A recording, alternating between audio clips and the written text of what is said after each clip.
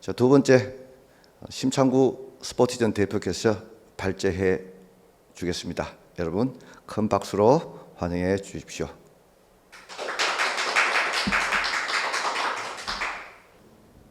네, 안녕하세요. 방금 소개받은 스포츠진의 심찬구 대표입니다.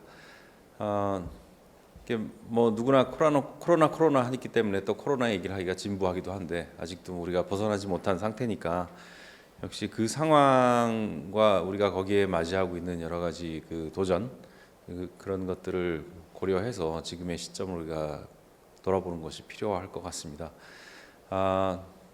우리나라 프로스포츠가 코로나의 위기를 맞아서 해야 할 여러 가지 극복 과제들이 있는데 저는 이걸 내부적으로만 본다기보다 좀 비교적으로 보고 싶은데요.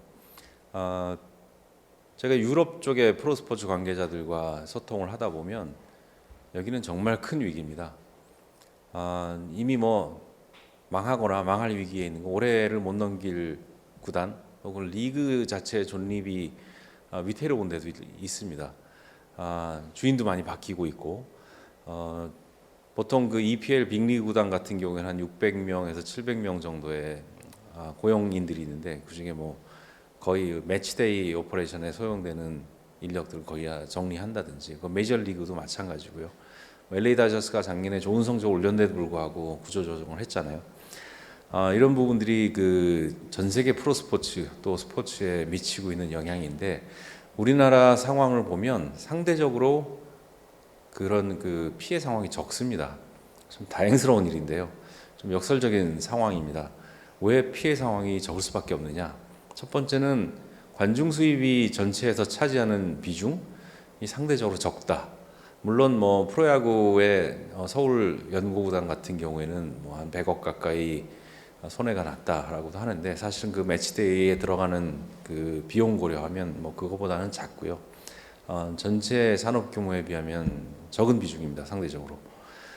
그리고 두 번째는 우리나라 프로스포츠의 그 소유 구조가 대부분 대기업과 지방자치단체로 되어 있어서 변함없는 일정한 수준의 예산을 수십 년간 균일적으로 받아왔다. 물론 뭐 조금씩 해마다 차이는 있고 그 필요에 따라 업앤다운이 있지만 예를 들은 그 서구의 프로스포츠 산업 선진국들과 비교해 보면 절대 망할 일이 없는 상황인 거죠. 그래서 이 부분이 어떻게 보면 우리 그 프로스포츠 산업이 가진 제가 오늘 말씀드리고 싶어하는 게 그 지배구조, 거버넌스에 대한 건데 거버넌스에서 오는 우리의 어떤 위기, 기회 그리고 한계점, 우리는 이걸 어떤 방식으로 뚫고 나갈 것이냐, 이게 과연 가능할 것이냐 이런 얘기를 좀 문제 제기를 하고 싶은데요. 이렇게 얘기합니다. 유럽의 축구 산업에 있는 사람들하고 얘기하다 보면은 프로팀의 주인이 삼성이고 현대고 이들이 뭐 삼성, 현대 다 알거든요. 그러니까 그들이 스폰서가 아니라 주인이냐? 그렇다. 그럼 첫 번째 반응은 조금 신기하다. 두 번째 반응은 부럽다. 이렇게 됩니다. 절대 버리지 않는 그런 구단주가 있는 거잖아요. 물론 유럽의 구단주들도 다 뭐 재벌 기업이나 아주 그 빌리어네어들이 구단을 가지고 있긴 하지만 철저하게 그 소유와 구단의 운영은 다르고 그 구단 자체는 하나의 기업으로 움직이고 있잖아요. 우리나라는 물론 독립법인이 되어 있습니다만은 그렇게 완전히 독립채산제로 운영되고 있지 않고 모기업의 지원금 혹은 지방자치단체 지원금에 그에 의해 예산에 입각해서 움직이는 경우가 많으니까. 근데 그 반응이 첫째는 부럽다는데 왜 부럽냐? 매년 일정한 예산을 한 30년 이상 받아왔기 때문에. 그러니까 그들이 그러면은 그 어떤 면에서 부럽냐? 뭐 망하지 않는 그런 그 현재가 보장돼서 부럽냐? 뭐 그 부분도 있지만 두 번째 이 사람들이 보이는 반응은 우리가 만약에 30년 동안 그렇게 매년 일정한 수준의 재정 지원을 받을 수 있다면 우리는 정말 30년짜리 계획을 세우겠다. 진짜 구조적이고 장기적이고 그런 플랜을 세워서 미래 세대도 육성하고 커뮤니티도 만들고 스토리텔링도 시작하고 이렇게 할 수 있다. 하지만 유럽의 구단들은 기본적으로 내년에도 망할 수 있는 상황이거든요. 그래서 그 현재를 대비하면서 미래를 같이 준비할 수밖에 없는 상황. 그 밸런스가 깨지는 순간 이 기업은 망할 수도 있거든요. 그래서 그럼에도 불구하고 굉장히 사실 10년, 20년짜리 계획을 세우고 갑니다. 근데 이런 차이가 있는데 우리나라 현상을 보고자 하면은 우리 구단들은 진짜 5년짜리 계획을 가지고 있는 그런 롱텀 비전과 그런 스트럭처를 가지고 운영하는 구단이 제 눈엔 잘 보이지 않습니다. 오히려 매년 예산이 주어지기 때문에 그해 예산에 맞춰서 1년짜리 호흡을 가지고 있는 구단들이 저희 눈에 훨씬 많이 눈에 띕니다.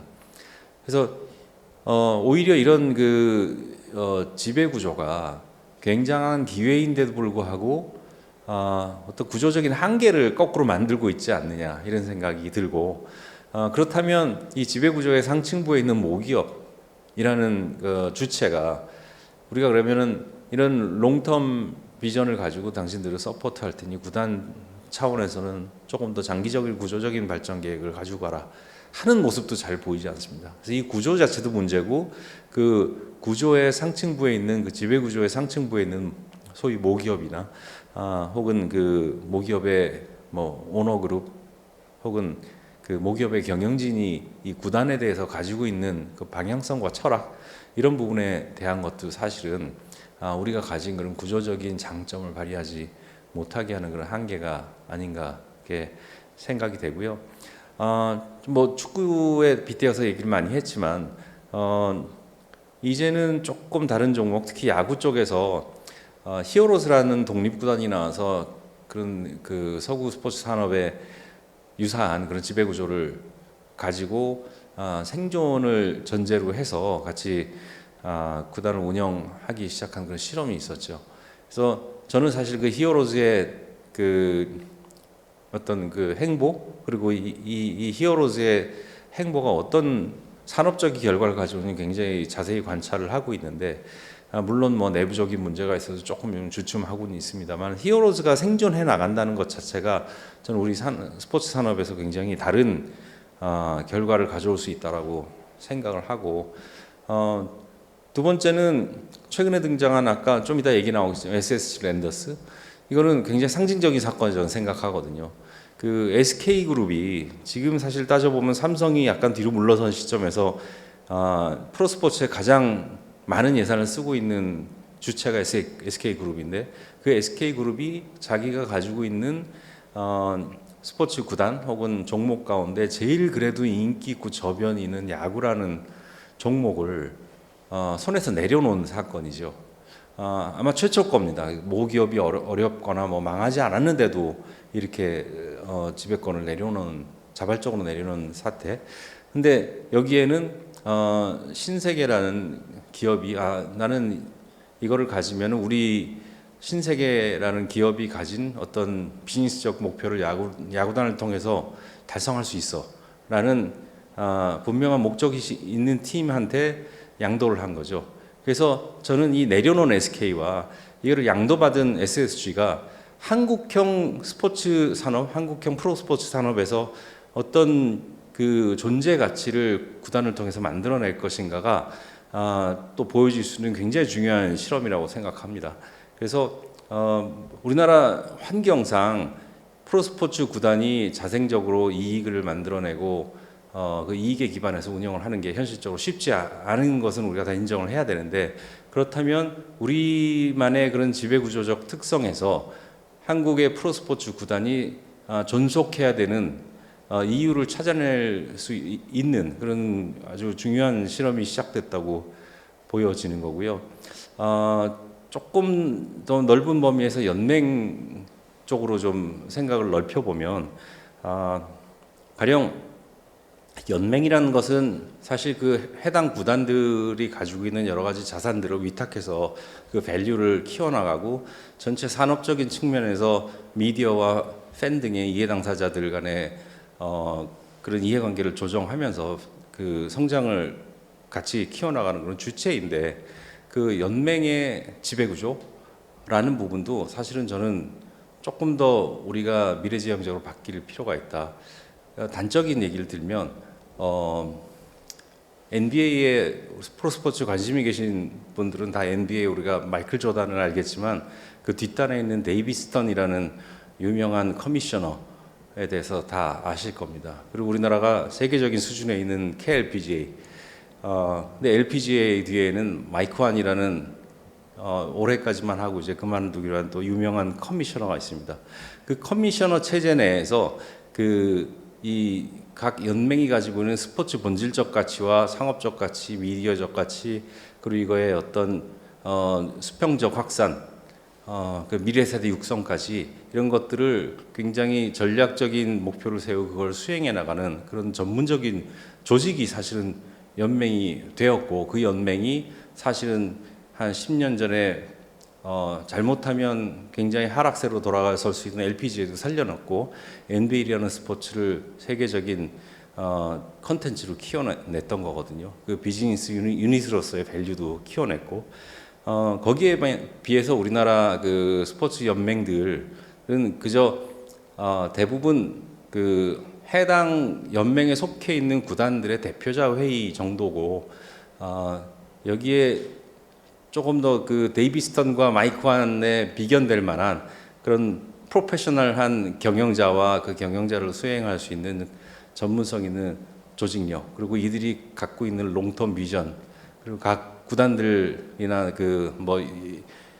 골프 같은 경우에는 각 토너먼트의 주체들과의 그런 상생을 전제로 한 전략적 동반자 관계 이런 것들이 과연 우리가 이 위기를 맞이하고 있는 프로스포츠 산업을 같이 극복해 나갈 수 있을 만큼 고도화되어 있고 전문적으로 조직이 되어 있느냐, 여기에 대해서 조금 저는 퀘스천이 있습니다. 이런 부분들을 어떻게 개선해 나가느냐가 한국 프로스포츠가 거버넌스 관점에서 가지고 있는 현실이자 또 위기 요인이자 또 하나의 아까 말씀드렸다시피 한국적인 기회 요소다라고 생각을 합니다.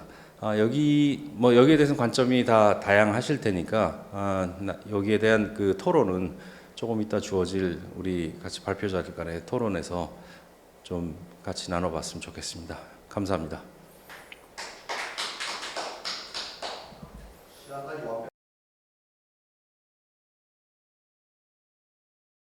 자, 두 번째 발제 심창구 스포티전 대표 발제를 잘 들었습니다. 심 대표 본인이 유럽 프로축구 리그를 팀을 운영해 본 경험이 있고 해서 한국 프로스포츠의 거버넌스에 대해서 어떻게 하면 우리가 미래지향적으로 나아갈 수 있을지에 대해 아주 본질적인 질문과 방향에 대해서 귀한 말씀 전해 주셨습니다.